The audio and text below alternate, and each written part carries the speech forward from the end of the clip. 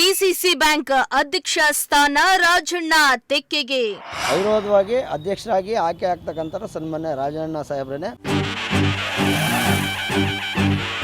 ಯಾರೂ ಅರ್ಜಿ ಹಾಕಲ್ಲ. ಈಗ ಅರ್ಜಿ ಹಾಕಿದ ತಕ್ಷಣ ನಾನು ಗೆಲ್ತೀನಿ ಅಂದರೆ ಅವೆಲ್ಲ ಕಷ್ಟದ ಮಾತು. ಮಾಜಿ ಸಚಿವ ರಾಜಣ್ಣ ತಂಡದಿಂದ 8 ಮಂದಿ ಅವಿರೋಧ ಆಯ್ಕೆ. ಈಗ ನಡೀತಕ್ಕಂಥ 6 ಸ್ಥಾನಗಳಲ್ಲಿ 6 ಸ್ಥಾನ ನಾವೇ ಗೆಲ್ತೀವಿ. ಇನ್ನುಳಿದ 6 ನಿರ್ದೇಶಕ ಸ್ಥಾನಗಳಿಗೆ ಆಗಸ್ಟ್ 24ರಂದು ಎಲೆಕ್ಷನ್. 100%, ಅದ್ರಾಗೇನು ಡೌಟೇ ಇಲ್ಲ, ಆಗ್ತಾರೆ.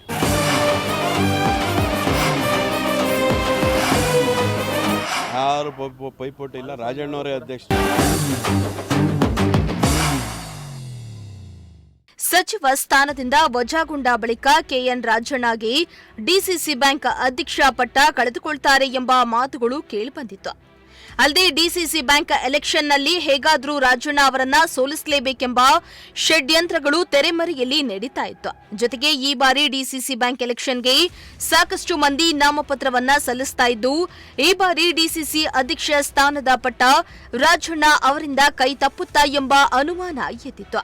ಆದ್ರೀಗ ರಾಜಣ್ಣ ತಂಡದ 8 ಮಂದಿ ಅಭ್ಯರ್ಥಿಗಳು ನಿರ್ದೇಶಕರಾಗಿ ಅವಿರೋಧವಾಗಿ ಆಯ್ಕೆಯಾಗಿದ್ದು, ಡಿಸಿಸಿ ಬ್ಯಾಂಕ್ ಅಧ್ಯಕ್ಷ ಸ್ಥಾನ ಬಹುತೇಕ ರಾಜಣ್ಣ ಅವರ ತೆಕ್ಕೆಗೆ ಎಂದು ಹೇಳಲಾಗ್ತಾ ಇದೆ. ಸತತ 2.5 ದಶಕಗಳ ಕಾಲ ರಾಜಣ್ಣ ಅವರೇ ಡಿಸಿಸಿ ಬ್ಯಾಂಕ್ ಅಧ್ಯಕ್ಷರಾಗಿ ಅವಿರೋಧವಾಗಿ ಆಯ್ಕೆ ಆಗುತ್ತಾ ಬಂದಿದ್ರು. 3-4 ಅವಧಿಯ ಬಳಿಕ ತುಮಕೂರು ಜಿಲ್ಲಾ ಸಹಕಾರಿ ಕೇಂದ್ರ ಬ್ಯಾಂಕ್ ಆಡಳಿತ ಮಂಡಳಿಗೆ ಚುನಾವಣೆ ಎದುರಾಗಿದೆ. ಆದರೆ ಕೆಎನ್ ರಾಜಣ್ಣ ಅವರ ತಂಡದ 8 ಮಂದಿ ಅಭ್ಯರ್ಥಿಗಳು ನಿರ್ದೇಶಕರಾಗಿ ಅವಿರೋಧ ಆಯ್ಕೆಯಾಗುವುದರೊಂದಿಗೆ ಡಿಸಿಸಿ ಬ್ಯಾಂಕ್ ಆಡಳಿತ ಚುಕ್ಕಾಣಿಯನ್ನ ರಾಜಣ್ಣ ನೇತೃತ್ವದ ತಂಡ ಹಿಡಿಯುವುದು ಬಹುತೇಕ ಖಚಿತವಾಗಿದೆ. ಇನ್ನು ಡಿಸಿಸಿ ಬ್ಯಾಂಕ್ ಚುನಾವಣೆಗೆ ನಿನ್ನೆ ನಾಮಪತ್ರ ವಾಪಸ್ ಪಡೆಯಲು ಕೊನೆಯ ದಿನವಾಗಿತ್ತು. ಎ ಕೆಟಗರಿಯ 4, ಬಿಸಿಡಿ ಕೆಟಗರಿಯ ತಲಾ 1 ನಿರ್ದೇಶಕ ಸ್ಥಾನಗಳಿಗೆ ಕೇವಲ ಒಬ್ಬರೇ ಒಬ್ಬರು ಅಂತಿಮ ಕಣದಲ್ಲಿ ಉಳಿದಿದ್ದರಿಂದ ಡಿಸಿಸಿ ಬ್ಯಾಂಕ್ನ ಎ ವರ್ಗದ ಕ್ಷೇತ್ರಕ್ಕೆ ಮಾಜಿ ಸಚಿವ ರಾಜಣ್ಣ, ತುರುವೇಕೆರೆಯಿಂದ ಎಂ ಸಿದ್ದಲಿಂಗಪ್ಪ, ಮಧುಗಿರಿಯಿಂದ ಜೆಜೆ ರಾಜಣ್ಣ, ಕೊರಟಗೆರೆಯಿಂದ ಎನ್ ಹನುಮಾನ್ ಅವಿರೋಧವಾಗಿ ಆಯ್ಕೆಯಾಗಿದ್ದಾರೆ. ಇನ್ನು ಬಿ ವರ್ಗದ ತಾಲೂಕು ವ್ಯವಸಾಯೋತ್ಪನ್ನ ಮಾರಾಟ ಸಹಕಾರ ಸಂಘಗಳ ಕ್ಷೇತ್ರಕ್ಕೆ ಎಂಎಲ್ಸಿ ಆರ್ ರಾಜೇಂದ್ರ ಆಯ್ಕೆಯಾಗಿದ್ರೆ, ವ್ಯವಸಾಯೇತರ ಪತ್ತಿನ ಸಹಕಾರ ಸಂಘದ ಕ್ಷೇತ್ರಕ್ಕೆ ಎಸ್ ಲಕ್ಷ್ಮೀನಾರಾಯಣ್ ಚುನಾಯಿತಗೊಂಡಿದ್ದಾರೆ. ಅಲ್ಲದೆ ಡಿ ವರ್ಗದ ಹಾಲು ಉತ್ಪಾದಕರ ಸಹಕಾರ ಸಂಘದ ಕ್ಷೇತ್ರಕ್ಕೆ ಬಿ ನಾಗೇಶ್ ಬಾಬು ಹಾಗೂ ಡಿ1 ವರ್ಗದ ಮಹಿಳಾ ಸಂಘಗಳ ಕ್ಷೇತ್ರದಿಂದ ಮಾಲ್ತಿ ಅವರು ಅವಿರೋಧ ಚುನಾಯಿತಗೊಂಡಿದ್ದಾರೆ. ನಾನು ಡಿ ವರ್ಗದಿಂದ ಹಾಲು ಉತ್ಪಾದಕ ಸಹಕಾರ ಸಂಘಗಳು, PLD ಬ್ಯಾಂಕು, ವಿವಿಧ ದೇಶ ಸಹಕಾರ ಸಂಘಗಳಿಂದ ಆಯ್ಕೆಯಾಗಿದ್ದೀನಿ ಅವಿರೋಧವಾಗಿ. ಈಗಾಗಲೇ ನಾನು ಕಳೆದ ಸಾರಿ ಹೇಳಿದ್ದೆ, ಕೆಎನ್ ರಾಜಣ್ಣ ಸಾಹೇಬ್ರ ಒಂದು ನೇತೃತ್ವದಲ್ಲಿ ಈ ಚುನಾವಣೆ ನಡೀತಾ ಇದೆ. ಈ ಚುನಾವಣೆಯಲ್ಲಿ 14 ಸ್ಥಾನಕ್ಕೆ ಚುನಾವಣೆ, ಅದರಲ್ಲಿ 8 ಸ್ಥಾನಕ್ಕೆ ಅವಿರೋಧವಾಗಿ ಆಯ್ಕೆಯಾಗಿದ್ವಿ. ಅದರಲ್ಲಿ ನಾನು ಒಬ್ಬ. ಸನ್ಮಾನ್ಯ ಕೆಎನ್ ರಾಜಣ್ಣ ಸಾಹೇಬರು, ರಾಜೇಂದ್ರ ಅವರು, ಜೆ ರಾಜಣ್ಣ ಅವರು, ಲಕ್ಷ್ಮೀನಾರಾಯಣ ಅವರು, ಸಿದ್ದಲಿಂಗಪ್ಪನವರು, ಹನುಮಾನ್ ಅವರು ಮತ್ತು ನಾನು ಮತ್ತು ಮಾಲತಿ ಅವರು, ರಾಜೇಂದ್ರ ಅವರು, ಒಟ್ಟು 8 ಜನ ಆಯ್ಕೆಯಾಗಿದ್ವಿ. ಇನ್ನು 6 ಸ್ಥಾನಕ್ಕೆ ಚುನಾವಣೆ ನಡೀತಾ ಇದೆ. ಅದು ಏನಾಗಿದೆ ಅಂದರೆ, ಅಲ್ಲಿ ಇಲ್ಲಿ ಕರ್ಕೊಂಬಂದು ಅವ್ರನ್ನ ಹಿಂಸೆ ಮಾಡಿ ಏನೋ ಮಾಡಿ ಅರ್ಜಿ ಹಾಕ್ಸಿದ್ದಾರೆ. ನೆನ್ನೆ ಒಂದು 3 ಸ್ಥಾನ ಅವಿರೋಧ ಆಯ್ಕೆ ಆಗಬೇಕಾಯಿತು. ಆದರೆ ಅವ್ರನ್ನ ಕರ್ಕೊಂಡು ಹೋಗೋದು ಏನೇನೋ ಮಾಡಿದ್ದಾರೆ. ಇರಲಿ, ಅದೆಲ್ಲ ಒಂದು ಕಡೆ. ಆದರೆ ಈಗ ನಡೀತಕ್ಕಂಥ 6 ಸ್ಥಾನಗಳಲ್ಲಿ 6 ಸ್ಥಾನ ನಾವೇ ಗೆಲ್ತೀವಿ. ಈಗ ಕಳೆದ ಬಾರಿ ಎಲ್ಲ ಅವಿರೋಧ ಆಗಿತ್ತು. ಈ ಸರಿ ಒಂದು ಏನೋ ಮಾಡೋಣ, ತೊಂದರೆ ಕೊಡೋಣ ಅಂತ ಕೊಡ್ತಾವ್ರೆ.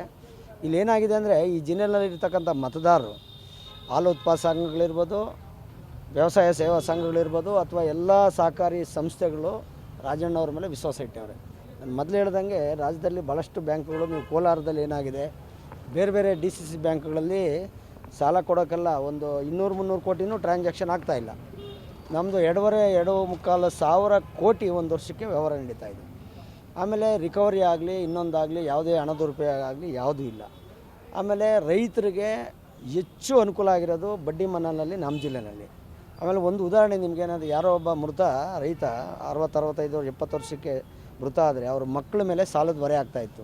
ರಾಜಣ್ಣವರು ರಾಜ್ಯದಲ್ಲಿ ಆ ಕಾರ್ಯಕ್ರಮ ಯಾರೂ ತಂದಿಲ್ಲ, ವಿನೂತನವಾದ ಕಾರ್ಯಕ್ರಮ ತಂದುಬಿಟ್ಟು ತಂದೆ ಮಾಡಿರೋ ಸಾಲ ಮಕ್ಳಿಗೆ ಹೊರೆ ಆಗಬಾರ್ದು ಅಂತೇಳಿ ಬ್ಯಾಂಕಿಂದ 1 ಲಕ್ಷ ಒಂದು ಸರಿ ₹1 ಲಕ್ಷ ಮನ್ನಾ ಆಯಿತು. ತಿರ್ಗಿ ಆಮೇಲೆ ಅದನ್ನು 50,000 ರೂಪಾಯಿ ಇಳಿಸಿ ಎಲ್ಲರದು ಮನ್ನಾ ಮಾಡಿದರು. ಅಂಥವು 10 ಹಲವು ಯೋಜನೆಗಳನ್ನು ಅವ್ರು ತಂದಿದ್ದಾರೆ.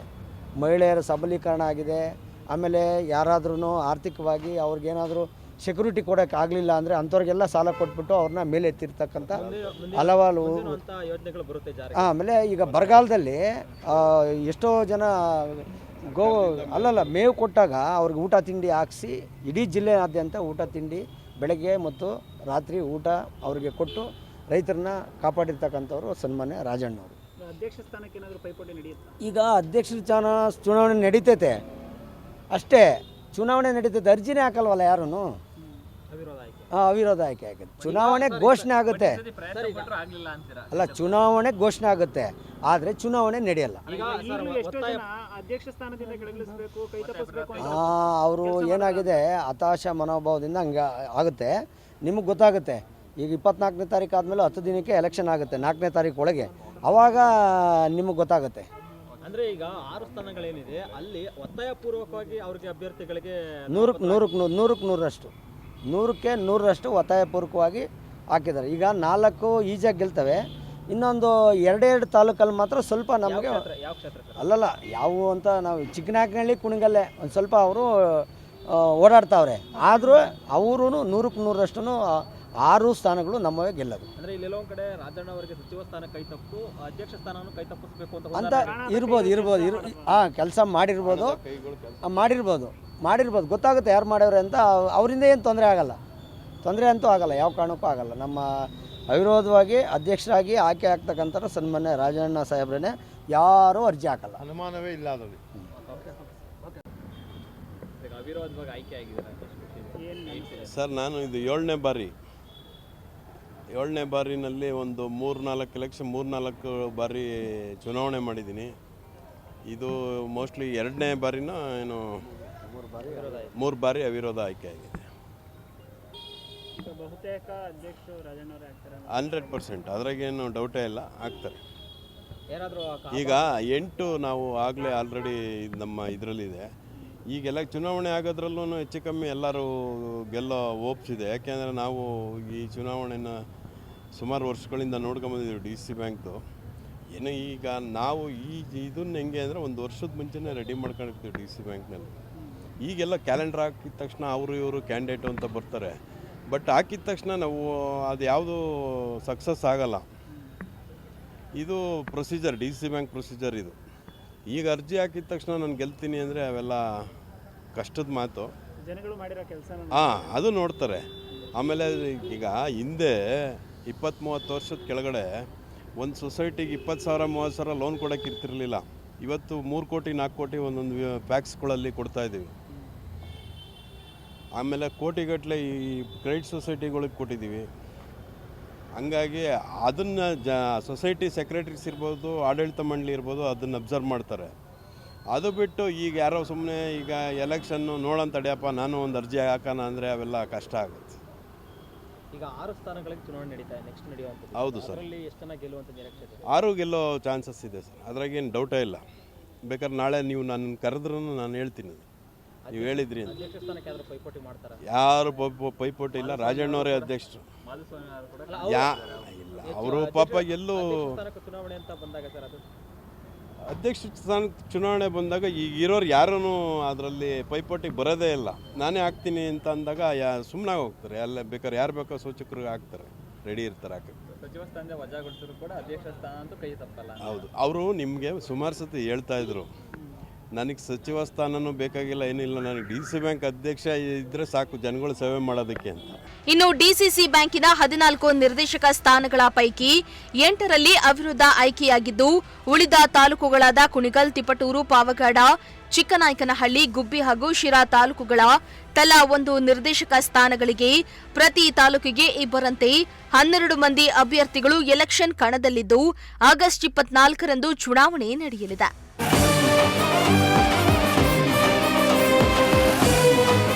ಇತ್ತ ತಿಪಟೂರು ಶಾಸಕ ಕೆ ಷಡಾಕ್ಷರಿ ಹಾಗೂ ಇದೇ ಮೊದಲ ಬಾರಿಗೆ ಡಿಸಿಸಿ ಬ್ಯಾಂಕ್ ಅಖಾಡ ಪ್ರವೇಶಿಸಲು ಮುಂದಾಗಿರುವ ಪಾವಗಡ ಶಾಸಕ ಎಚ್ಬಿ ವೆಂಕಟೇಶ್ ಅವರಿಗೆ ಚುನಾವಣೆ ಎದುರಿಸುವುದು ಅನಿವಾರ್ಯವಾಗಿದೆ. ಆದರೆ ರಾಜಣ್ಣ ತಂಡದಿಂದ 8 ಮಂದಿ ಅಭ್ಯರ್ಥಿಗಳು ಅವಿರೋಧವಾಗಿ ಆಯ್ಕೆಯಾಗುವ ಮೂಲಕ ರಾಜಣ್ಣ ಅವರ ಸ್ಥಾನವನ್ನ ಉಳಿಸಿಕೊಳ್ಳುವಲ್ಲಿ ಯಶಸ್ವಿಯಾಗಿದ್ದಾರೆ ಎನ್ನಲಾಗ್ತಾ ಇದೆ. ಕ್ಯಾಮರಾ ಪರ್ಸನ್ ಹರೀಶ್ ಜೊತೆ ದೀಪಕ್ ಕೆಂಕೆರೆ, ಪ್ರಜಾಶಕ್ತಿ ಟಿವಿ, ತುಮಕೂರು.